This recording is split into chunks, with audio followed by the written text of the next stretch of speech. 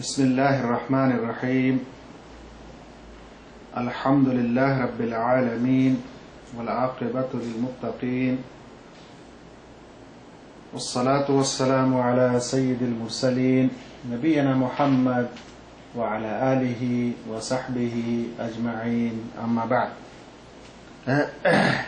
আমাদের ধারাবাহিক ক্লাস আলোচনা যেটা আমরা এই সময় করে আসি তারই ধারাবাহিকতায় আজকে আমাদের যে বিষয়ের আলোচনা আছে সেটি হচ্ছে বিদআতকে কেন্দ্র করে আমরা বিদআতের সংজ্ঞা এবং বিদআতের ভয়াবহতা ইসলামে যে এটি নিষেধ তার আলোচনা গত সপ্তাহে করেছি।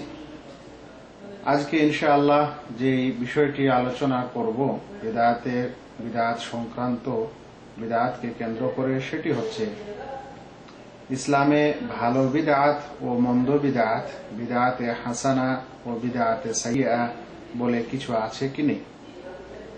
আজকে এই আলোচনাটি করব ইনশাআল্লাহ। তবে আলোচনাটি শুরু করার পূর্বে একটু বিদআতের সংজ্ঞা দিয়েই শুরু করি, যেন আলোচনাটি যারা শুনবেন নতুন করে তারা যেন বিষয়টি বুঝতে পারেন। বিদআত শব্দটির একটি আবিধানিক অর্থ আছে, একটি পারিভাষিক অর্থ আছে। আমরা যেহেতু শরিয়ার বিষয়ে আলোচনা করছি সে কারণে পারিভাষিক অর্থটি আমাদের জন্য জানার, আর সেটি হচ্ছে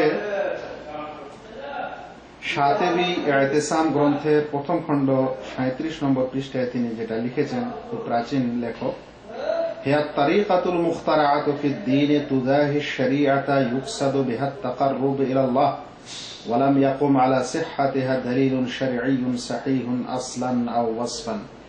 বাংলা অর্থে ব্যবহার হতে পারে আল্লাহর নৈকট্য হাসিলের উদ্দেশ্যে ধর্মের নামে। কথাটি আরো একবার ভালো করে মনে রাখেন, আল্লাহর নৈকট্য অর্জনের উদ্দেশ্যে ইসলামের নামে নতুন কোন প্রথা চালু করা বা নতুন কোন বিধান চালু করা যা শরীয়তের কোন সহিহ দলিলের উপর ভিত্তিশীল নয়, এরকম বিষয়কে শরিয়ার পরিভাষায় বিদআত বলা হয়। অর্থাৎ কেউ যদি আল্লাহর নৈকট্যের উদ্দেশ্যে এমন কিছু কাজ করে, এমন কিছু ইবাদত করে, এমন কিছু বিশ্বাস কথা আবিষ্কার করে যেটার কোন সহিহ দলিল নেই, তাহলে সেটা বিদআত। অন্য কথা বলতে পারেন যে সে মানুষকে ধর্মের নামে মানে ইসলামের নামে কিছু বিধান বা বিশ্বাস বলছে, যেমন যে ইসলামে এরকম করা বৈধ, বা এটা ইসলামের কাজ, বা এটা ইসলাম ধর্মে আছে, এরকম করলে অনেক নেকি পাওয়া যায়, এরকম যখন বলা হচ্ছে তার মানে সেটা ইসলামের কথা সে বলছে, কিন্তু সেটার কোন সেই আমলটি বা সেই বিশ্বাসটি বা সেই কথাটি কোন সহিহ দলিলের উপর ভিত্তিশীল নয়, এরকম বিষয়গুলিকে বিদআত বলা হয় শরীয়তের পরিভাষায়। অথচ আবিধানিক অর্থে বিদআত এমন কাজকে বলা হয় যেটা নজির ছাড়াই, পূর্বের দৃষ্টান্ত ছাড়াই আবিষ্কার করা হয়েছে। পূর্বের দৃষ্টান্ত ছাড়াই কোনো কিছু আবিষ্কার করা, নতুন ভাবে সেটাকে আবিধানিক অর্থে বিদআত বলা হয়। সেটার সম্পর্ক আমাদের আলোচনার সাথে নেই, শুধুমাত্র শব্দটির যেহেতু সেটি একটি অর্থ সেই কারণে বলা হচ্ছে। নচেত আমাদের আলোচনার যেটি সম্পর্ক আছে সেটি হচ্ছে পারিভাষিক অর্থে বিদআত কাকে বলা হয়। আর পারিভাষিক অর্থে বিদআত বলা হচ্ছে আল্লাহর নৈকট্য অর্জনের উদ্দেশ্যে, বলতে পারেন নেকির উদ্দেশ্যে, এই কথাটি নেকির উদ্দেশ্যে, সওয়াবের উদ্দেশ্যে ইসলামের নাম দিয়ে নতুন কোন বিশ্বাস, কথা, প্রথা চালু করা যেটার কোন সহিহ দলিল নেই, কোন দলিলের উপর ভিত্তি নেই, এরকম বিষয়কে বিদআত বলা হয়। আমরা একটু সংজ্ঞাটা নিলাম যেন আমাদের আগের আলোচনাটি ঠিক জায়গায় বুঝতে সুবিধা হয়। আল্লাহ রাসূল সাল্লাল্লাহু আলাইহি ওয়াসাল্লাম বলেন, মান আহদাসা ফি আমরিনা হাদা মা লাইসা মিনহু ফাহুয়া রাদ। যে ব্যক্তি নতুন কিছু আবিষ্কার করলো আমাদের এই আদেশে, আমাদের এই বিষয়ে, মানে শরিয়ায়, ইসলামের নামে যে ব্যক্তি কোনো কিছু আবিষ্কার করলো মা লায়সা মিনহু, যেটা শরিয়ার অংশ নয়, ফাহুয়া রাদ্দুন, সেটা প্রত্যাখ্যাত। হাদিসটিকে ইমাম বুখারী ও মুসলিম বর্ণনা করেছেন।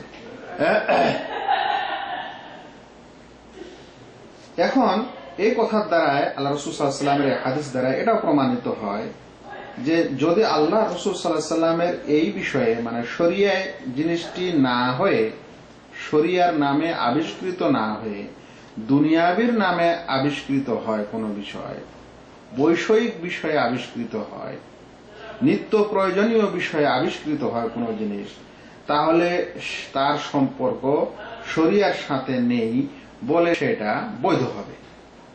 হ্যাঁ, তবে এমন কোন জিনিস যদি আবিষ্কার হয় যেটা হারাম কাজের বা হারাম জিনিসের আবিষ্কার, তাহলে তখন সেটা যেহেতু হারাম, তখন সেটা হারাম। কিন্তু আবিষ্কার হওয়া দুনিয়াবি কোনো কাজের উদ্দেশ্যে, বৈষয়িক বিষয়ে, যেমন আমরা আজকাল যে ল্যাপটপ আবিষ্কার হয়েছে, কম্পিউটার আবিষ্কার হয়েছে, মোবাইল হয়েছে, ক্যামেরা হয়েছে, এ সকল জিনিসের আসল হচ্ছে বৈধতা। কারণ এগুলো দিনের অংশ হিসাবে তৈরি হয়নি, ইসলামের নামে তৈরি হয়নি যে এটা ইসলামের বিষয়, এটা তৈরি করলে, এটা আবিষ্কার করলে নেকি আছে, এরকম না। এটা দুনিয়াবি উদ্দেশ্যে তৈরি হয়েছে। অতঃপর মানুষের ব্যবহারের উপর নির্ভর করবে যে সেটা সে ভালো কাজে ব্যবহার করছে না মন্দ কাজে। ভালো কাজে ব্যবহার করলে, নেকির কাজে ব্যবহার করলে, সে এই ওসিলাটি, সেই মাধ্যমটি যেহেতু ভালো উদ্দেশ্যে ব্যবহার করছে, তাই কিছু নেকি সে অবশ্যই পাবে ইনশাআল্লাহ। আমরা বিদআত যে দিনে নোংরা এবং বিদআত যে মন্দ এবং সকল প্রকার বিদআতই যে খারাপ, নিষেধ, তার সম্পর্কে গত সপ্তাহে কিছু দলিলও শুনেছিলাম। তার মধ্যে একটি দলিল একটু আগেই বলা হলো। আল্লাহ রাসূল সাল্লাল্লাহু আলাইহি ওয়াসাল্লাম বলেছেন, মান আহদাসা ফি আমরিনা হাদা মা লায়সা মিনহু ফাহুয়া রাদ, যে ব্যক্তি আমার এই দিনে এমন কিছু আবিষ্কার করলো যেটা এর অংশ নয়, এর অন্তর্ভুক্ত নয়, সেটা প্রত্যাখ্যাত। এখানে দেখা যাচ্ছে যে ব্যক্তি আমার এই দিনে কিছু আবিষ্কার করলো, এখন যা কিছু আবিষ্কার করা হোক সেটা মন্দ, সেটা প্রত্যাখ্যাত, আল্লাহ রাসূল সাল্লাল্লাহু আলাইহি ওয়াসাল্লাম বলছেন। এই বিদআতের সম্পর্কে আল্লাহ রাসূল সাল্লাল্লাহু আলাইহি ওয়াসাল্লামের যে স্পষ্ট হাদিসটি, সেটি হচ্ছে, মানে বিদআত যে ভ্রষ্টতা, এই হাদিসটি আল্লাহ রাসূল সাল্লাল্লাহু আলাইহি ওয়াসাল্লাম একাধিকবার পাঠ করতেন, বিশেষ করে খুতবার সময়। তার মধ্যে মুসলিম, সহিহ মুসলিম জুমআ অধ্যায় অনুচ্ছেদ হচ্ছে রাফু সাউত ফিল খুতবা, খুতবায় আওয়াজ উঁচু করা, খুতবায় জোর আওয়াজে আওয়াজ। এই অনুচ্ছেদ নামে, এই অনুচ্ছেদে, এই শিরোনামে তিনি হাদিসটি নিয়ে এসেছেন ইমাম মুসলিম। তাতে পুরা খুতবার মধ্যে যেটা এসেছে সেটি হলো, ফাইন্না খায়রাল হাদিসে কিতাবুল্লাহ, সবচেয়ে উত্তম কথা হলো আল্লাহর কিতাব, ওয়া খায়রুল হাদিয়ে হাদিউ মুহাম্মদ সাল্লাল্লাহু আলাইহি ওয়াসাল্লাম, এবং সবচেয়ে উত্তম তরিকা হলো মুহাম্মদ সাল্লাল্লাহু আলাইহি ওয়াসাল্লামের তরিকা, ওয়া শাররুল উমুরে মুহদাসাতুহা, আর বিষয়াদির মন্দ হলো, মানে বিষয়ের, যাবতীয় বিষয়ের মন্দ জিনিস হলো মুহদাসাতুহা, ওর নতুনত্ব, মানে নতুন জিনিসগুলি শরিয়ায় নোংরা। ওয়া কুল্লু বিদআতিন দালালাহ, তারপরে এই শব্দটি হচ্ছে আমাদের আজকের আলোচনার বিষয়। আল্লাহ রাসূল বলছেন, ওয়া কুল্লু বিদআতিন দালালাহ, প্রত্যেক বিদআতই ভ্রষ্টতা।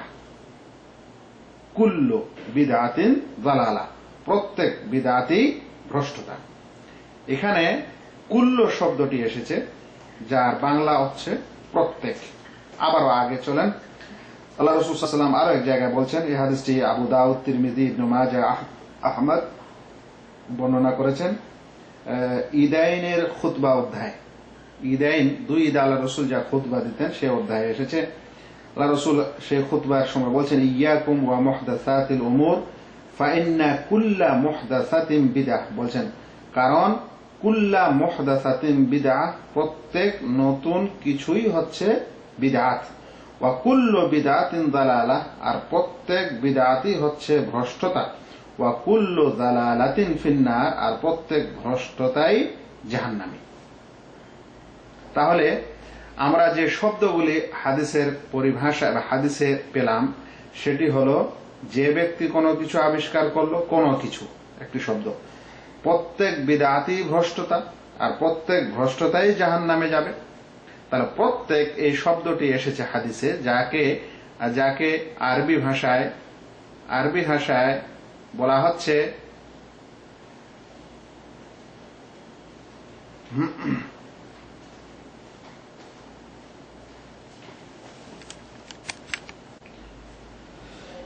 তো আমরা যেখানে ছিলাম একটু আগে, সেটি হলো আল্লাহ রাসূল সাল্লাল্লাহু আলাইহি ওয়াসাল্লাম বলছেন ওয়া কুল্লু বিদআতিন দালালা, অন্য স্থানে বলছেন ওয়া কুল্লু বিদআতিন দালালা ওয়া কুল্লু দালালাতিন ফিন্নার। বিদআতের সম্পর্কে আল্লাহ রাসূল সাল্লাল্লাহু আলাইহি ওয়াসাল্লামের যে বাণী, সেটি একটি বলতে পারেন মূল নীতির মতো। তিনি বলছেন প্রত্যেক বিদআতই ভ্রষ্টতা, আর প্রত্যেক ভ্রষ্টতাই যাবে জাহান্নামে, জাহান্নামী হবে। তাহলে প্রত্যেক কথাটি, কুল্লু শব্দটি আরবি পরিভাষায় বা বলতে পারেন উসুলে ফিকহের পরিভাষায় বলা হয় মিন সিয়াগিল উমুম। মিন সিয়াগিল উমুম মানে আম ও নির্দিষ্ট শব্দ, নির্দিষ্ট শব্দ, এমন একটি আম কথা, ব্যাপক, অনির্দিষ্ট নয়, ব্যাপক। কুল্লু শব্দটি ব্যাপককে বুঝায়, প্রত্যেককে বুঝায়। তাহলে প্রত্যেক বিদআতই ভ্রষ্টতা, এটা হচ্ছে এই হাদিসের সারাংশ বা একটি মূলনীতি, যে প্রত্যেক বিদআতই ভ্রষ্টতা। সেই বেদাতটি শিরকের বিষয় হোক, সেই বেদাতটি আমলের বিষয় হোক, সেই বেদাতটি নামাজের বিষয় হোক, সেই বেদাতটি আরো অন্য কিছু বিষয় হোক, শরিয়ার নাম দিয়ে, ইসলামের নামে নতুন কিছু আবিষ্কার করলে সেটি বিদআত হবে এবং সেটা ভ্রষ্ট হবে, সেই বিদআতের ক্ষেত্রটা যেদিকেই হোক না কেন। এটা হচ্ছে এই শব্দের অর্থ, বা এই শব্দ যে অর্থ বহন করে। যদি কোনো মানুষ এই লাইনে থাকে যে যেহেতু প্রত্যেক বিদআতই ভ্রষ্টতা, তাই আমি কোনো বিদআত করব না, বা নিজের মন যদি ভালো বলে বা চিন্তা ভাবনায় জ্ঞানে যদি কোনো একটা জিনিসকে ভালো মনে হয়, তবু আমি ওটাতে যাব না, কারণ প্রত্যেক বিদআত ভ্রষ্ট হওয়ার সম্ভাবনা আছে। যদি এই নীতিতে থাকে, তাহলে একজন মানুষ বিদআতি হওয়ার সম্ভাবনা তার থেকে কম থাকে, বিদআত হওয়ার সম্ভাবনা তার থেকে কম থাকে। কিন্তু যখনই সে নিজের জ্ঞান বিবেক দিয়ে এই জিনিসটি ভালো, এই জিনিসটি মন্দ, শরিয়ার নাম দিয়ে করতে লাগবে, তখন অবশ্যই তার ঝুঁকি আছে না নেই, যে তার সেই কাজগুলি বিদআত হবে, এর ঝুঁকি পুরো আছে।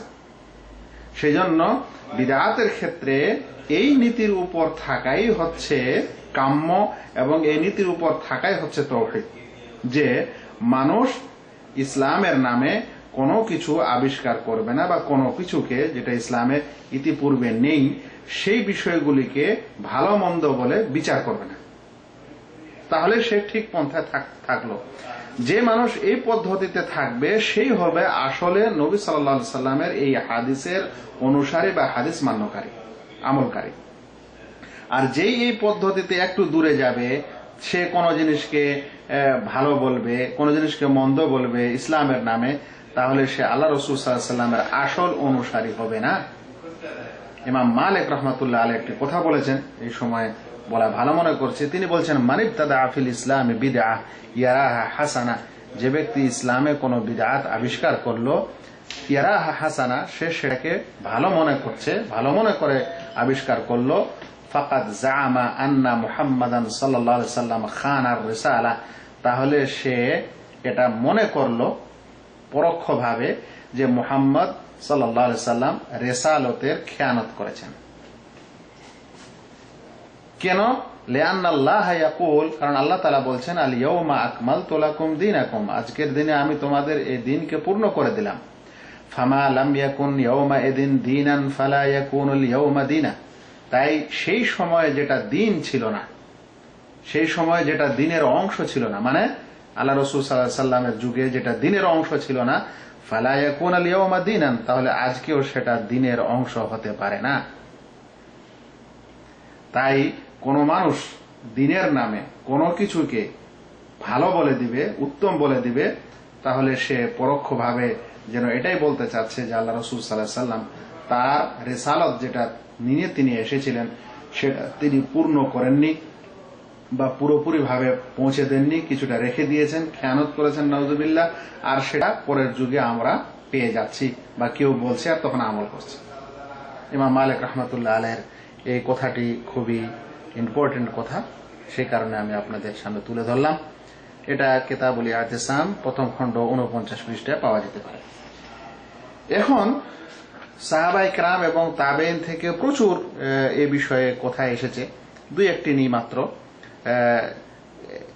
ইমাম আবু ইসহাক শাতিবি মালিকি উনদুলুসি তিনি সালাফে সালেহিন সাহাবা এবং তাবেঈনের ইজমা ঐক্যমত নকল করেছেন সকল প্রকার বিদআত যে মন্দ এবং নোংরা সে বিষয়ে, এবং সাহাবায়ে কেরাম থেকে এটা পুরোপুরি এবং তাবেঈন থেকে এটা পুরোপুরি প্রমাণিত যে তারা কোনো প্রকার বিদআতের বিষয়ে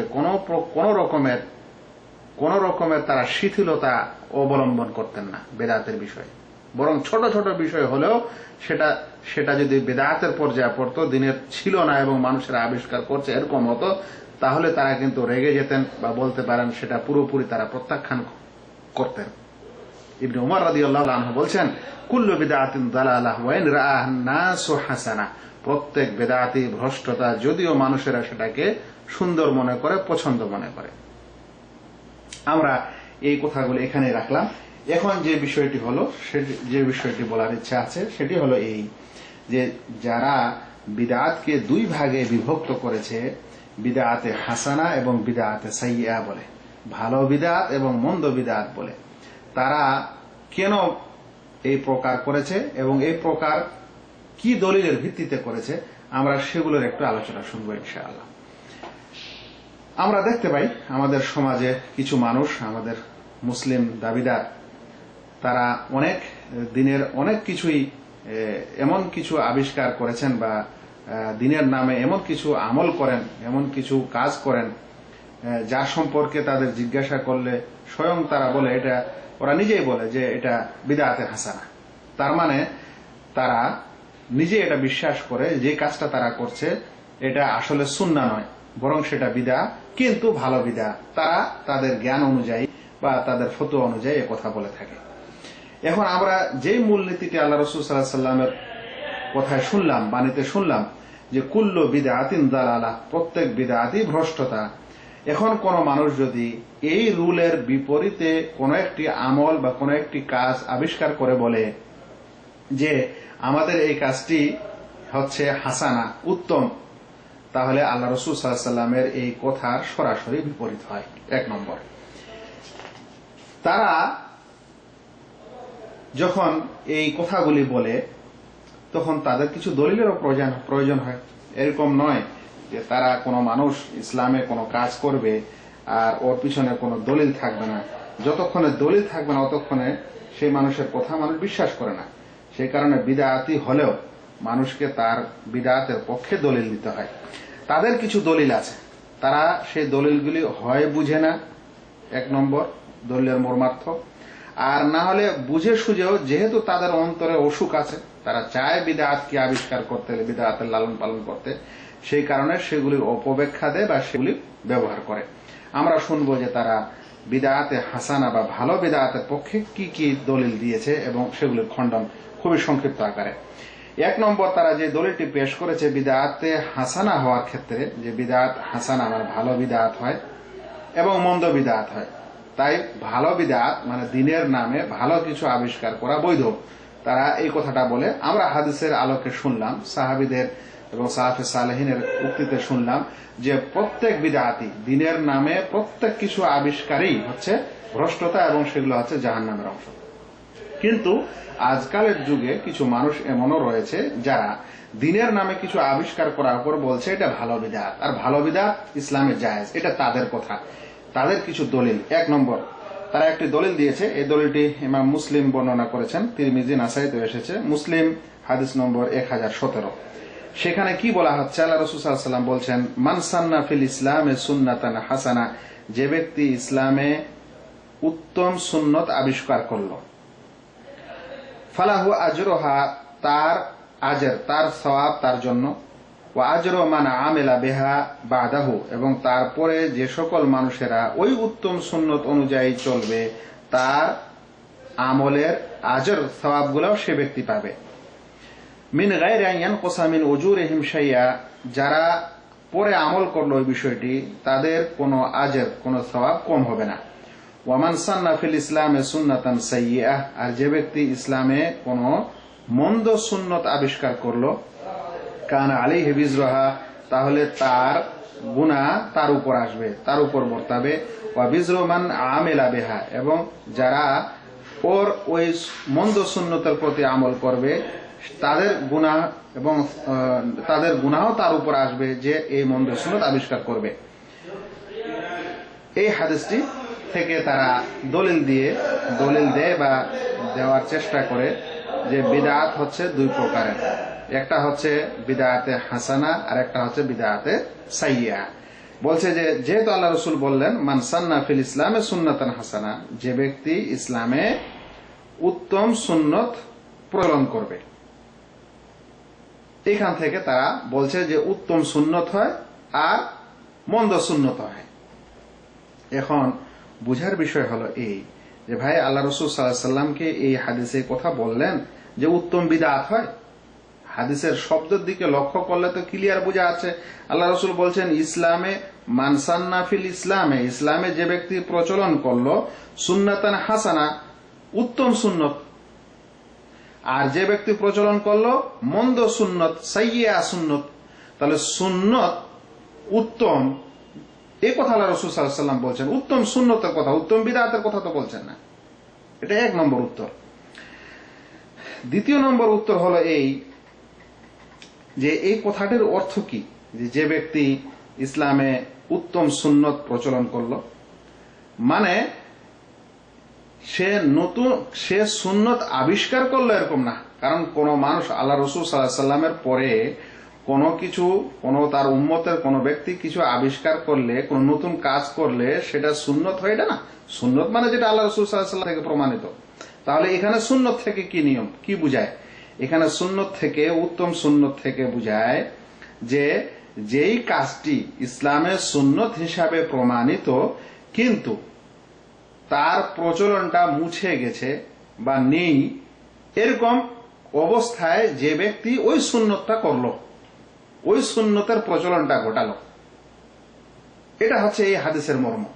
আসলে যে ইসলামের সেটা সুন্নত হিসাবে প্রমাণিত, কিন্তু যে কোনো কারণে সেটা আমল হয়নি বা হচ্ছে না বা আমল উঠে গেছে, এরকম সময়ে এক ব্যক্তি সেই সুন্নতকে করলো, তাহলে সে যেন নতুন ভাবে সেই সুন্নতটি করছে, আর ওই সুন্নতটি দেখে অন্যরাও সেটা পালন করছে, তাহলে সকলের নেকি সে পেয়ে যাবে। অনুরূপ যদি কোনো বিদআত, মন্দ সুন্নাহ মানে মন্দ প্রচলন কিছু করে, গুনার কিছু প্রচলন করে দেয়, আর ওই প্রচলন দেখে অন্যরাও সেটা শুরু করে দেয়, তাহলে সেই গুনার ভাগীদারি তাকেও হতে হবে। এই হাদিসটি যে এই ব্যাখ্যা, এটা কিভাবে আমরা বুঝলাম? এটা বুঝার উপায় হচ্ছে যে স্বয়ং আল্লাহ রাসূল সাল্লাল্লাহু আলাইহি ওয়াসাল্লাম যখন এই হাদিসটি বলেন তখন একটি ঘটনা ঘটেছিল। কিছু লোক এসেছিল আল্লাহ রাসূল সাল্লাল্লাহু আলাইহি ওয়াসাল্লামের কাছে, যাদের শরীরে খুব জীর্ণ শীর্ণ কাপড় চোপড় ছিল, দেখে আল্লাহ রাসূলের খুব মায়া হয়েছিল, খুব দরিদ্র ব্যক্তি ছিল তারা। ওই হাদিসটি মুসলিম শরীফে যে এসেছে সেখানেই হাদিসটির উপরে সেটা লেখা হয়েছে। অতঃপর আল্লাহ রাসূল দেখে তাদের খুব মায়া হয়, তিনি খুতবা দেন। প্রথমত বেলাল রাদিয়াল্লাহু তাআলা আনহুকে আযান দিতে বলেন, নামাজের সময় নামাজ হলো, তিনি খুতবা দেন। খুতবা দেওয়ার সময় তিনি মানুষকে সাদকা করতে উদ্বুদ্ধ করেন যে তোমরা দান খয়রাত করো। এই দান খয়রাত তিনি একথাও বলেন ওই সময়, ওরাও বেশিককে তামারাতেন, যদি একটা খেজুরের দানা দিয়েও হয় তবুও করো। তখন এই কথা শোনার পর মানুষেরা দান খয়রাত করতে লাগলো, যে যা পেল। এই এমন সময় আনসার গোত্রের এক ব্যক্তি একটি পুটলি নিয়ে আসলো, কাঁধে করে আনতে তার বয়ে নিয়ে আসতে তার অসুবিধা হচ্ছিল, এত ভারী। এখন সেই পুটলিটা তিনি নিয়ে আসলেন, দিলেন। অতঃপর লোকেরা তাকে তারপরে পরে আরো সবাই নিজের খাওয়া দাওয়া অন্য কিছু কাপড় চোপড় দিয়ে সাদকা করতে লাগলেন। অনেকগুলা যখন জমা হয়ে গেল তখন আল্লাহ রসুল দেখে খুব খুশি হলেন এবং বললেন, মান সান্না ফিল ইসলামে সুন্নাতান হাসানা, যে ব্যক্তি ইসলামে কোন উত্তম সুন্নত প্রচলন করলো, মানে যে ব্যক্তি ইসলামে কোন উত্তম নিয়ম প্রচলন করলো। এখন এই হাদিসটি থেকে কি বোঝা যায় যে হাদিসটি কেন বলা হয়েছে, আল্লাহ রসুল এই কথা কেন বলেছিলেন? সদাকা করা, দান করা, এটা ইসলামের স্বীকৃত, এটা আগে থেকেই বলা হয়েছে। কিন্তু কি ঘটলো যে একজন ব্যক্তি একটি পুটলি নিয়ে আসলো দান করার জন্য, একেবারে ভারী পুটলি, তার যা কিছু ছিল বাড়িতে সেটা তুলে নিয়ে আসলো এবং এটা দেখে মানুষেরা উদ্বুদ্ধ হলো। তারপরে আস্তে আস্তে ধীরে ধীরে সবাই দিতে লাগলো। তো এটাকে বলা হচ্ছে যে সে উত্তম সুন্নত প্রচলন করলো, মানে সে এমন একটি কাজ যেটা ইসলামে প্রমাণিত, দান করাটা ইসলামে প্রমাণিত, সাদকা করাটা ইসলামে প্রমাণিত, কিন্তু সে যেহেতু প্রথমে এই কাজটি করলো, পুটলিতে করে দানের জিনিস নিয়ে আসলো, দেখার পর মানুষেরা উদ্বুদ্ধ হলো, হওয়ার পর দিতে লাগলো, তার এরকম করাটাকে আল্লাহ রাসূল সাল্লাল্লাহু আলাইহি ওয়াসাল্লাম বলছেন, মান সান্না ফিল ইসলামে সুন্নাতান হাসানা, যে ব্যক্তি ইসলামে কোন নতুন সুন্নত প্রচলন করলো, অতঃপর সেটা দেখে মানুষেরা উদ্বুদ্ধ হয়ে আরো ওই সুন্নতটা পালন করতে লাগলো, ওই সাহাবীকে দেখে অন্যান্য সাহাবীরা দান খয়রাত করতে লাগলো বেশি করে, তাহলে প্রথমে যে ব্যক্তি করলো সে তারপরে তাকে অনুসরণ করে যারা করেছে তাদের নেকিগুলিও সে পাবে, অথচ এদের নেকিতে কোনো কমতি বা ঘাটতি হবে না। তাহলে আমরা বুঝতে পারছি এই হাদিসের যেটা শানে নজুল, হাদিসটা বলার যেটা কারণ, সেই কারণের দিকে লক্ষ্য করে বোঝা যাচ্ছে যে ইসলামের স্বতন্ত্রভাবে কোন সুন্নত চালু করার এখানে কথা নেই, বরং দান খয়রাতের কথা আগে থেকেই ছিল। সেই সাহাবী নতুন রূপে নতুন নিয়মে বলতে পারেন, বা প্রথমে সে দান করার একটা প্রচলন করলো, যেটা দেখে সবাই উদ্বুদ্ধ হলো। তাই এই হাদিসটি প্রমাণ করে এই যে ইসলামের নতুন কিছু সুন্নত আবিষ্কার করা মানে এটা নয় যে কোনো ব্যক্তি স্বতন্ত্রভাবে ইসলামের নামে কোনো কিছু আবিষ্কার করবে, বরং ইসলামে সেটা আছে, হয় সেটা মারা গেছে, লোকেরা আমল করছে না, একজন ব্যক্তি সেটা করে দিল, তারপর তাকে দেখে উদ্বুদ্ধ হয়ে অন্যরা করলো। এই হাদিস থেকে এটা বোঝা যায়। কিন্তু এই ব্যাখ্যা তারা না নিয়ে এখানে সুন্নাহ হাসানা থেকে তারা বেদাতে হাসানার অর্থ নিয়েছে, যেটা হাদিসের শব্দগত দিকে নজর দিল ভুল ব্যাখ্যা, আর হাদিসটির শানে নজুল বা হাদিসটি বলার কারণকে দেখে কারণের দিকে লক্ষ্য করলো, তাদের এই ব্যাখ্যাটি ভুল।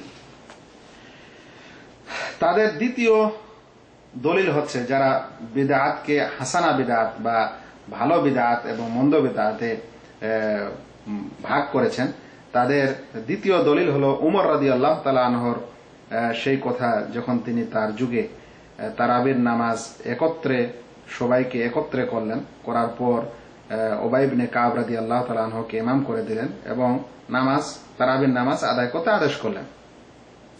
যখন এরকম হলো, হযরত উমর রাদিয়াল্লাহু তাআলা আনহু দেখে খুব খুশি হলেন, দেখার পর বললেন, নি'মাতিল বিদআতু হাযিহি, এটা কত সুন্দর বিদআত। বলছে যদি এই যে উমর রাদিয়াল্লাহু তাআলা আনহু বললেন যে কত সুন্দর বিদআত,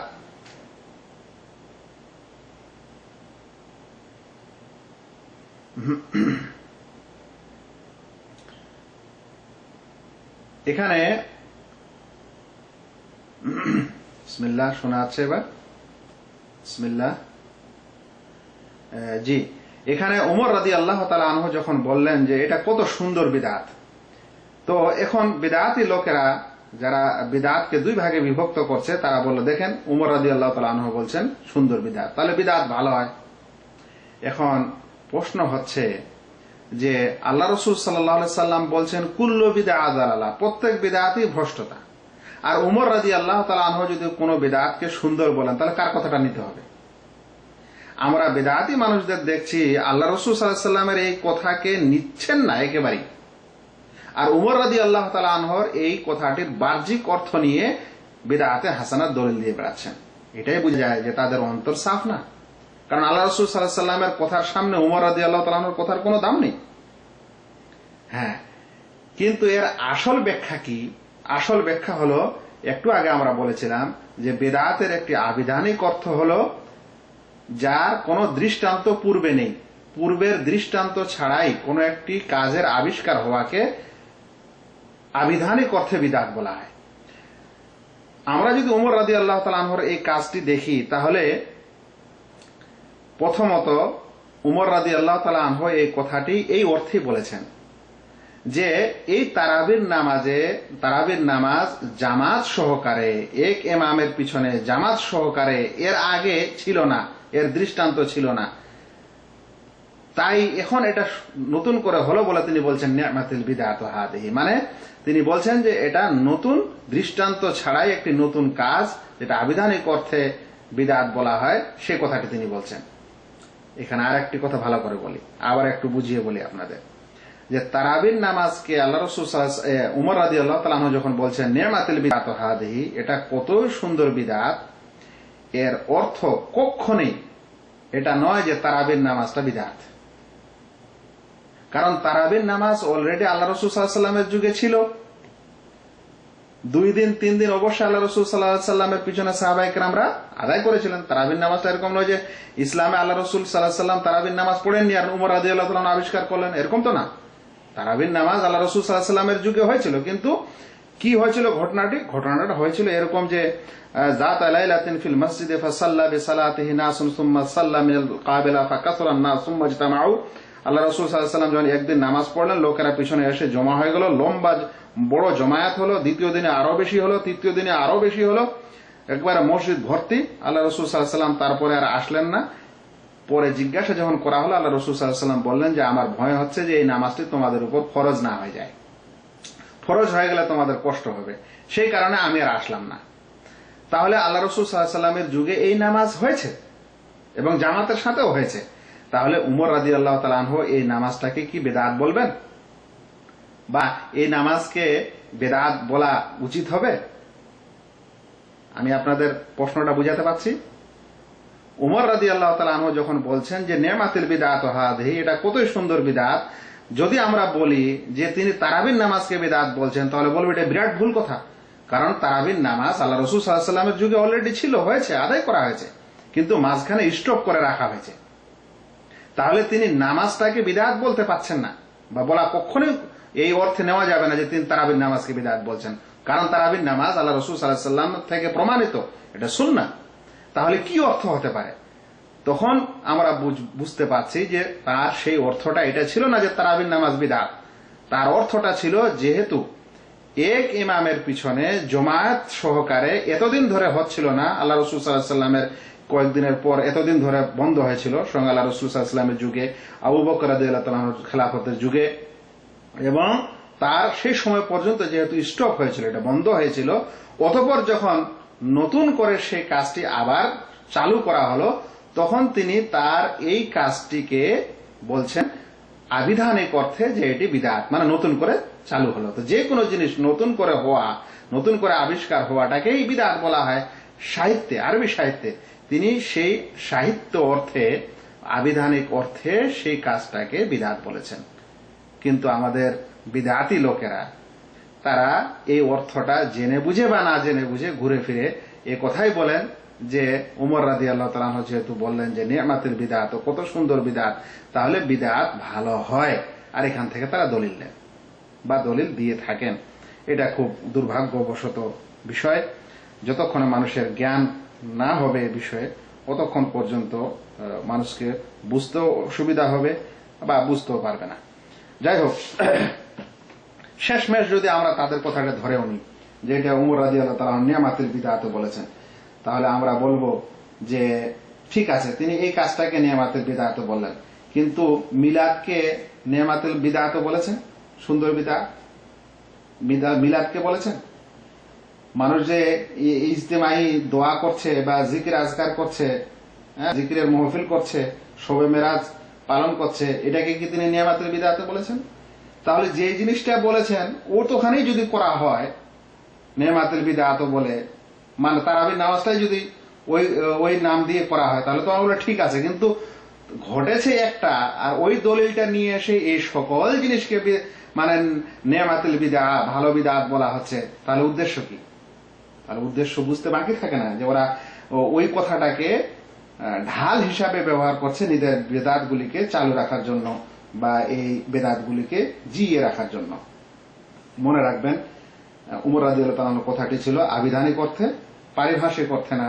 এই কারণে যে এই নামাজ কখনোই বিদআত না, আল্লাহ রাসূল সাল্লাল্লাহু আলাইহি ওয়াসাল্লাম স্বয়ং পড়েছেন, আদায় করেছেন, পিছনে জামাত হয়েছে, তাহলে সেই কাজটাকে কিভাবে বিদআত বলা যেতে পারে? তাই বলছিলাম যে উমর রাদিয়াল্লাহু তাআলার এই কথাটি হচ্ছে আবিধানিক অর্থে, কিন্তু তারা সেটা না করে নিজের বেদাতের অর্থে নিয়ে নিচ্ছে বা নিজের বেদাতকে জিয়ে রাখার জন্য নিয়ে নিচ্ছে।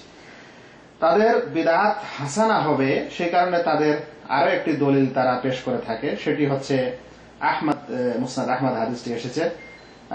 হাদিসটি আসলে মারফু না, মানে আল্লাহ রাসূল সাল্লাল্লাহু আলাইহি ওয়াসাল্লামের কথা না, এটা আসলে সাহাবীর কথা। সেই হাদিসটি হচ্ছে বা আসারটি হচ্ছে মা রাআহুল মুসলিমুনা হাসানান ফাহুয়া ইনদাল্লাহি হাসান। মুসলমানেরা, মুসলিমেরা যেটাকে উত্তম দেখে ভালো মনে করে সেটা আল্লাহর কাছে ভালো। মুসলমানেরা যেটা ভালো মনে করে সেটা আল্লাহর কাছে ভালো। প্রথমত এটা হাদিস না, এটা হচ্ছে ইবনে মাসউদ রাদিয়াল্লাহু তাআলা আনহুর কথা। তাহলে আমরা বলবো যে যেখানে আল্লাহ রাসূল সাল্লাল্লাহু আলাইহি ওয়াসাল্লাম বলেছেন প্রত্যেক বিদআত ভ্রষ্টতা, সেই কথার মোকাবিলায় ইবনে মাসউদ রাদিয়াল্লাহু তাআলা আনহুর এই কথাটির কোনো দাম রাখে না, এক নম্বর। তাই এটা দিয়ে দলিল দেওয়া যাবে না। দ্বিতীয় কথা হলো যে যদি ধরেও নেওয়া হয় যে মুসলমানেরা যেটাকে ভালো মনে করেন, এখান থেকে মুসলিম বলতে কাকে বোঝানো হয়েছে? আব্দুল্লাহ ইবনে মাসউদ রাদিয়াল্লাহু তাআলা আনহু এটা কখন বলেছিলেন? আবার ওই হাদিসের প্রেক্ষাপট জানতে হবে। আব্দুল্লাহ ইবনে মাসউদ রাদিয়াল্লাহু তাআলা আনহু এই কথাটি তখন বলেছিলেন যখন আল্লাহ রাসূলের পর খলিফা কে হবে মতভেদ হওয়ার পর সকলে ঐক্যমত দিল যে না, আবু বকর রাদিয়াল্লাহু তাআলা আনহু খলিফা হবেন। যখন সকলে এই সিদ্ধান্ত নিল, তখন আব্দুল্লাহ ইবনে মাসউদ রাদিয়াল্লাহু তাআলা আনহু এই কথা বলেছিলেন যে মা রাআহুল মুসলিমুনা হাসানান ফাহুয়া ইনদাল্লাহি হাসান। মুসলিমরা যেটাকে পছন্দ মনে করছে সেটা আল্লাহ তাআলার কাছে পছন্দনীয়। মানে আবু বকরকে ওরা পছন্দ মনে করছে খলিফার জন্য, তাই আল্লাহ তাআলার কাছে তিনি পছন্দনীয়। তাহলে কি বোঝা গেল যে কি প্রেক্ষাপটে এই কথাটি এসেছিল? কিন্তু তারা এই প্রেক্ষাপটে না নিয়ে কোথায় নিয়ে আসলো যে মুসলমানেরা যেটাকে ভালো মনে করে সেটা ভালো, আর আমরা মিলাদকে ভালো মনে করি, মুসলিমরা, বিশ্বের অনেক মুসলিমরা ভালো মনে করে, তাই সেটা ভালো। কিন্তু প্রেক্ষাপটটি কি এমন ছিল এই হাদিসের? যাই হোক, তারা এইভাবে এখান থেকে দলিল দিয়ে থাকে। আর এই মুসলিম বলতে সেই সময়কার সাহাবাগণকে বোঝানো হয়েছে। যদি আমরা ধরেও নিই যে মুসলিমরা যেটাকে ভালো মনে করে সেটা ভালো, তাহলে আব্দুল্লাহ ইবনে মাসউদ রাদিয়াল্লাহু তাআলা আনহু সেই সময়ে যে মুসলিমরা ভালো মনে করে যে কথাটি বুঝিয়েছেন সেটা কারা ছিল? সেটা ছিল সেই সময় সাহাবায়ে কেরামগণ। সাহাবায়ে কেরামগণ যেটাকে ভালো মনে করে সেটা আল্লাহ তাআলার কাছে ভালো। আর সত্যি সাহাবায়ে কেরামদের কোনো কিছুতে ঐক্য হওয়া সেটা ভালো, কিন্তু আজকাল সাহাবায়ে কেরামের এই ব্যাখ্যাটি তারা না নিয়ে গোটা বিশ্বের বিদআতি মুসলিমকে বুঝাচ্ছে যে এরা সকলে যেটাকে ভালো মনে করছে সেটাই ভালো। নাউজুবিল্লাহ। মুসলমানগণ, সাহাবাগণ ছাড়া পরের মুসলিমগণ যদি বেশিরভাগ মুসলিম কোনো কিছুকে ভালো মনে করে, তাহলে কি সেটা ভালো হয়? একজন নেতা বেশিরভাগ মুসলমান তাকে ভোট দিয়ে জিতাই দিল, নামাজই পড়ে না, কুফরি শিরকে নিমজ্জিত, ভালো হয়ে যাবে? একটা প্রাইম মিনিস্টার জিতিয়েছে, গোটা বিশ্বের কত মুসলিম দেশের প্রাইম মিনিস্টার আছে যাদের নামাজ রোজা কিছু নেই, আর কিছু নাই, সবাই ওকে ভোট দিয়েছে প্রাইম মিনিস্টার বানানোর জন্য, তাহলে কি সেটা আল্লাহর কাছে ভালো হবে? তো সেই জন্য আম মুসলমান সব মিলে যেটাকে ভালো মনে করছে এখানে সে কথা না, এখানে ছিল সাহাবায়ে কেরামের কথা। কিন্তু তারা সেই অর্থটা না নিয়ে বলতে পারেন যে উল্টা অর্থ নিল, নাহলে ভুল অর্থ নিল, নাহলে বুঝলো না, নিয়ে এটাকে ভালো বিদআতের দলিলে প্রচার করে দিল। তারা বিদআত ভালো হয় ও মন্দ হয় এ বিষয়ে আরেকটি দলিল দিয়ে থাকে, সেটি হলো এই যে কোরআন মজিদ মাসহাফ আকারে, বই আকারে ছিল না, সেটা উমর রাদিয়াল্লাহু, আবু বকর রাদিয়াল্লাহু তাআলা আনহুর যুগে একত্রিত করা হলো কোরআন মজিদকে, এবং তারপরে লেখা হলো উসমান রাদিয়াল্লাহু তাআলা আনহুর যুগে। তো এটা তো ভালো কাজ, এরকম ভালো কাজ আল্লাহ রাসূল সাল্লাল্লাহু আলাইহি ওয়াসাল্লামের যুগে ছিল না, তাহলে এটাকে ভালো বিদআত বলা হবে। আমরা এর উত্তরে বলবো যে ভাই আল্লাহ রাসূল সাল্লাল্লাহু আলাইহি ওয়াসাল্লাম বলেছেন, আলাইকুম বিসুন্নতি ওয়া সুন্নাতুল খুলাফায়ে রাশিদিন, তোমরা আমার সুন্নতকে ধরে থাকো এবং খুলাফায়ে রাশিদিনের সুন্নতকে ধরে থাকো। তাই আবু বকর তো আমরা যেই কথায় ছিলাম সেটি হলো এই যে সাহাবায়ে কেরামের যুগে খলিফা আবু বকর রাদিয়াল্লাহু তাআলা আনহুর যুগে কোরআন মজিদকে একত্রিত করা হলো। তারপরে কোরআন মজিদ বই আকারে লেখা হলো, মাসহাফ আকারে উসমান রাদিয়াল্লাহু তাআলা আনহুর যুগে। এটা তো ভালো কাজ হলো, তাহলে এটা তো ভালো বিদআতের প্রমাণ। এর উত্তর হলো যে এটা খোলাফায়ে রাশিদিনের সুন্নাহ। আল্লাহ রাসূল সাল্লাল্লাহু আলাইহি ওয়াসাল্লাম আমাদেরকে তাদের সুন্নত অনুসরণ করতে বলেছেন। তিনি বলেছেন, আলাইকুম বিসুন্নতি ওয়া সুন্নাতুল খুলাফায়ে রাশিদিন, তোমরা আমার সুন্নতকে ধরে থাকো এবং খোলাফায়ে রাশিদিনের সুন্নতকে আঁকড়ে ধরে থাকো। তাহলে খোলাফায়ে রাশিদিন যে কাজটি করেন সেটি সুন্নত হয়, সেটি বিদআ হয় না। তাই আম পাবলিক এরকম বলা যে কোরআন মজিদ পড়ে লেখা হয়েছে, বই আকারে হয়েছে, তাহলে এটা ভালো বিদআতের দলিল, বলবো না, এটা তারা ভুল বুঝাচ্ছে। আসলে খোলাফায়ে রাশিদিনের মাধ্যমে যে কাজটি হয় সেটি সুন্নাহ হয়। তাই এই কোরআন মজিদের একত্রিত করা এভাবে লেখা এটা সুন্নাহ, এটা বিদআত না। তারা মাদ্রাসা তৈরি করা, আরো এরকম কিছু তৈরি করাকেও এর দলিল হিসাবে, ভালো বিদআত হিসাবে করে থাকেন। আমরা বলবো মাদ্রাসা যে তৈরি করা হয় বা হয়েছে নেকির আশায়, সেটার মূল উদ্দেশ্য কি? সেটার মূল উদ্দেশ্য হচ্ছে ইসলামের শিক্ষা দেওয়া। ইসলামের শিক্ষা দেওয়া, সেটা মাদ্রাসাও দেওয়া যেতে পারে, মসজিদও দেওয়া যেতে পারে, বাড়িতেও দেওয়া যেতে পারে। কিন্তু সেই শিক্ষাটা দেওয়ার জন্য একটা নিয়ম, একটা শৃঙ্খলা তৈরি করা, যে শৃঙ্খলাটা ইবাদত হিসাবে করা হয় না। অর্থাৎ একটা মাদ্রাসা তৈরি করার পর 1, 2, 3, 4, 5, 6, 7 বা দাওরা পর্যন্ত যে ক্লাসগুলি করা হয়, ক্লাসগুলি কি ইবাদতের উদ্দেশ্যে করা হয়? না, ইসলামের শিক্ষাটা ধাপে ধাপে মানুষ শিখবে, বাচ্চারা শিখবে, শিখে আলেম হবে, এই কারণে করা হয়। তো তারা মাদ্রাসা তৈরি করা ইসলামে জায়েজ, শিক্ষার জন্য মানুষ একত্রিত হবে, আল্লাহর ঘরে বাইরে কোথাও, তার জন্য একত্রিত হবে, কোনো অসুবিধা নেই। শিক্ষক থাকবে, শিখবে, যেমন আল্লাহ রাসূল সাল্লাল্লাহু আলাইহি ওয়াসাল্লামের কাছে সাহাবায়ে কেরামরা শিখেছিলেন। কিন্তু যদি এক একটা জিনিসকে ভালো ভালো করে শিখাতে হয়, তাহলে ভাগ ভাগ করে নেওয়া ছাত্রগুলিকে ধাপে ধাপে শিখানো, এটা ইবাদতের উদ্দেশ্য করা হয় না। এই ক্যাটাগরিটা, ক্লাসগুলিকে আর কিছুগুলিকে, ঘরকে, এটা ওই শিক্ষাটা যেন ভালোভাবে দেওয়া হয় সে কারণে করা হয়, সহায়কের জন্য, ইসলামের শিক্ষাকে ভালোভাবে গ্রহণ করার জন্য সহায়ক উপায়। এটা কিন্তু কখনো ইবাদতের উদ্দেশ্য করা হয় না। তাই এখানেও তারা মানুষকে এই ভুল ব্যাখ্যা দিয়ে থাকে। অবশ্য মাদ্রাসা তৈরি করা, দিনের শিক্ষার জন্য কোনো প্রতিষ্ঠান তৈরি করা, এটা হচ্ছে নেকির কাজ, কারণ মানুষকে ইসলামের শিক্ষা দিতে হবে। কিন্তু যে নিয়ম ও শৃঙ্খলাগুলি তৈরি করা হয় সেটা কখনো নেকির উদ্দেশ্যে করা হয় না, বরং শিক্ষাটাকে ভালোভাবে বাস্তবায়ন করার জন্য করা হয়। তারা অনেক সময় বলে থাকে যে আমরা, আরো দলিল হিসেবে বলে থাকে যে আমরা তো ভালো উদ্দেশ্যে এই কাজগুলি করি, নেকির আশাই তো করি। এটা হচ্ছে তাদের বড় সংশয়, যে আমরা দিনের নামে যে কাজগুলি করছি এটা নেকির আশায় করছি। মনে রাখবেন, ইবনে মাসউদ রাদিয়াল্লাহু তাআলা আনহু একবার বলেছিলেন, দারেমি হাদিসটি, দারেমি নম্বর 204 এবং সানাদটি হাসান, তিনি বলেছিলেন, কাম মুরিদিন লিল খায়রি লা ইউসিবা, ভালোর আকাঙ্ক্ষাকারী, কত ভালো আকাঙ্ক্ষাকারী তা সে সত্যে থাকে না। মানে ভালোর আশাকারী এরকম অনেক ব্যক্তি আছে যারা ভালো চায়, কিন্তু ভালো চাওয়ার কারণে সে সুন্নতের উপর থাকে না। ভালো চাইলেই সেটা সুন্নত হয়, ভালো কিছু করতে চাইলেই সেটা ঠিক হয়, সঠিক হয়, এরকম হয় না। তাই অনেক লোক আছে যারা ভালো চায় কিন্তু সঠিকই হয় না। তাই ভালো কিছু করতে চায়, তারা এই উদ্দেশ্যে এই করছি, ওই করছি, মিলাদ মাহফিল মুক্ত, ভালোর উদ্দেশ্যেই করছি, ভালোর উদ্দেশ্য করলেই সেটা সঠিক হয় না, এটা মনে রাখতে হবে। একদা সাঈদ ইবনুল মুসাইয়্যিব, একজন তাবেঈ, তিনি একজন ব্যক্তিকে ফজরের নামাজের পর মসজিদে নামাজ পড়তে দেখলেন। ফজরের নামাজের পর সূর্য ওঠা আগে পর্যন্ত নফল নামাজ পড়া নিষেধ, হাদিসে এসেছে, কিন্তু এক ব্যক্তিকে নফল নামাজ পড়তে দেখলেন, দেখে নিষেধ করলেন। ওই ব্যক্তি উত্তরে বলল যে, ভাই, আল্লাহ কি আমাকে নামাজ পড়ার জন্য আযাব দিবে? দেখেন, এরকম যুক্তি আমাদেরকে এই যুগেও বলা হয় যে, ভাই, আমরা তো জিকিরই করছি, জিকির তো আল্লাহ তাআলা করতে বলছেন, জিকির করলে কি আল্লাহ তাআলা আমাদের গুনাহ দিবে? আমরা তো দরুদই পাঠ করছি, দরুদ পাঠ করলে কি আল্লাহ তাআলা আমাদের গুনাহ দিবে? এরকমই কথা বলা হয়। তো ওই ব্যক্তি সাঈদ ইবনুল মুসাইয়্যিব রাহমাতুল্লাহ আলাইহিকে বলল যে আমি ফজরের নামাজ পড়ে পরে সুন্নত নামাজ নফল নামাজ পড়ছি, এর কারণে কি আল্লাহ আমাকে গুনাহ দিবে, আযাব দিবে? তখন সাঈদ ইবনুল মুসাইয়্যিব বলেছিলেন যে না, এর কারণে গুনাহ দিবে না, শাস্তি দিবে না, কিন্তু ইউআযযিবুকাল্লাহু বিখিলাফিস সুন্নাহ, সুন্নতের বিপরীত করার কারণে আল্লাহ তোমাকে শাস্তি দিবে।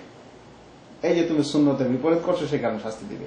তাই যারাই এই হাদিসটিকে দারামি বাইহাকি বর্ণনা করেছেন, আব্দুর রাজ্জাক ৩য় খণ্ড ৫২ নম্বর পৃষ্ঠায় পাওয়া যাবে। তো যারাই আজকাল বেদাত কাজ করছে এই আশায় যে আমরা ভালো কিছুই করছি, আশাটা তো ঠিক, কিন্তু প্রত্যেক আশা সঠিক হয় না।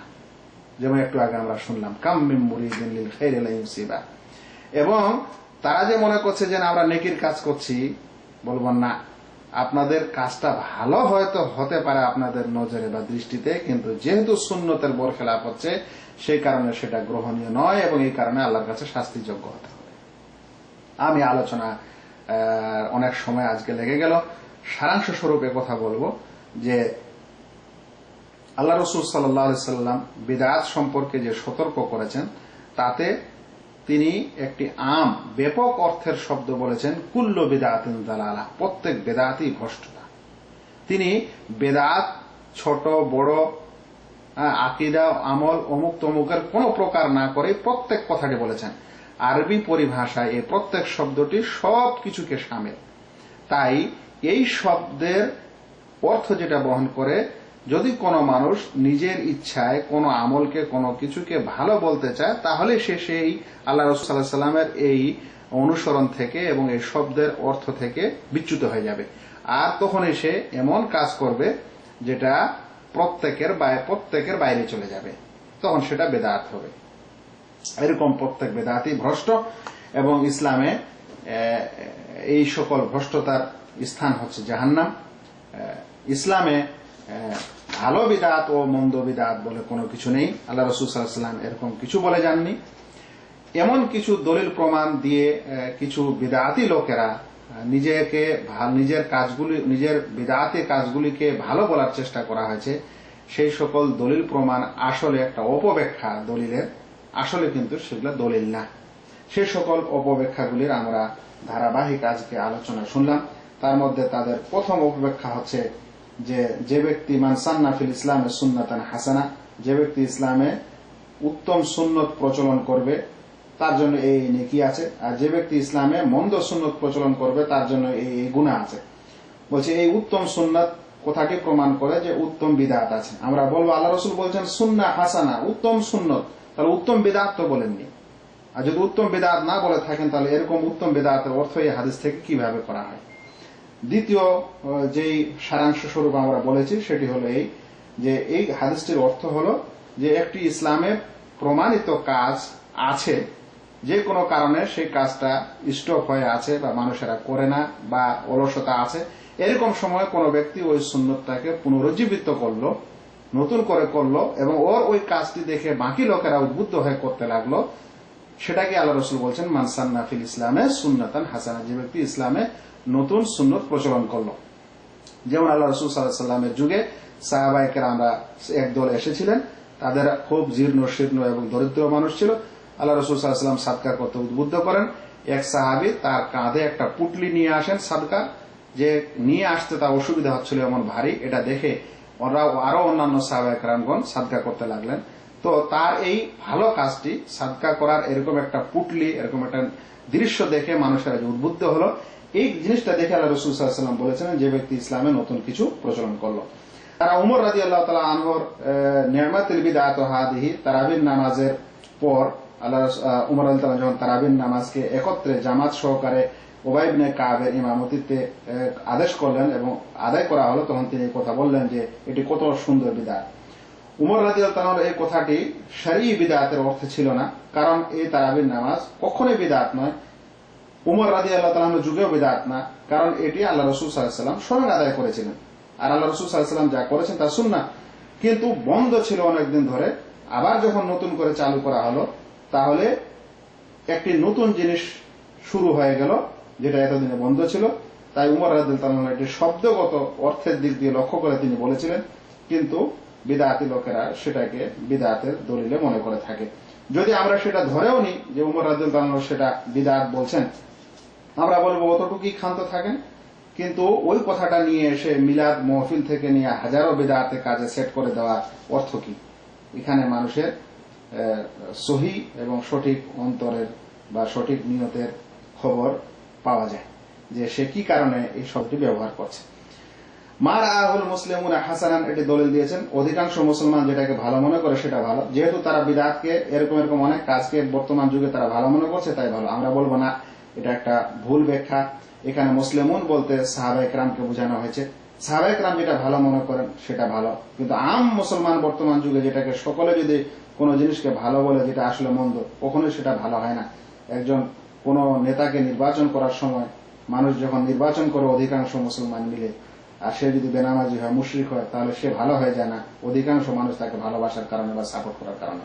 তাই এখানকার অর্থ হলো সাহাবায়ে কেরাম যেটা ভালো মনে করেন, আর সেটা ছিল খলিফা আবু বকর রাদিয়াল্লাহু তাআলা আনহু যখন নির্বাচিত হলেন, সকলে যখন সম্মত হলেন, তখন আব্দুল্লাহ ইবনে মাসউদ রাদিয়াল্লাহু তাআলা আনহু কথা বলেছিলেন যে সকল মুসলিমরা, মানে সকল সাহাবায়ে কেরামরা যাকে খলিফা নির্বাচন করছেন, ভালো মনে করছেন, সে আল্লাহর কাছেও ভালো।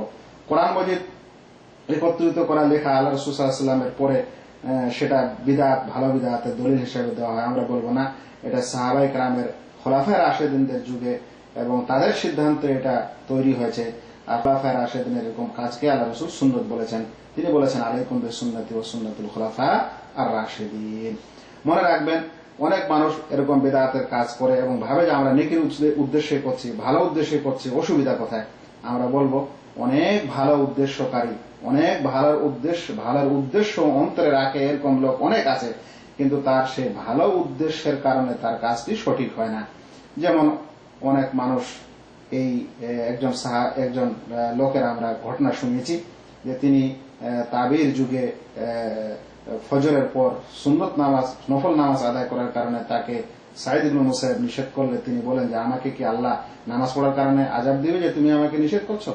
তখন তিনি উত্তরে বলেছিলেন যে না, নামাজের কারণে তো আযাব দিবে না, সুন্নতের খেলাফের কারণে আযাব দিবে। তাই প্রত্যেক বিদআতীকে এটা মনে রাখা দরকার যে তাদের এই বিদআতের কাজটি ভালো হতে পারে, নজরের দৃষ্টিতে, প্রথম দৃষ্টিতে ভালো হতে পারে, ভালো হওয়ার অবকাশ থাকতে পারে, কিন্তু যেহেতু সুন্নতের বরখেলাফ হচ্ছে, সে কারণে তাকে সুন্নতের বরখেলাফ হওয়ার কারণে শাস্তি নিতে হবে বা শাস্তির যোগ্য হতে হবে।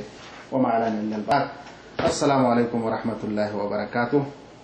আজকে অনেক সময় হয়ে গেল, আর মাঝে কিছু ডিস্টার্বও হয়েছে, ইনশাআল্লাহ পরে ঠিক করার চেষ্টা করা হবে। আসসালামু আলাইকুম ওয়া রাহমাতুল্লাহি ওয়া বারাকাতুহু। সংক্ষিপ্ত আকারে এক দুটি কারো প্রশ্ন থাকলে করেন, নাহলে আমি বিদায় নেব।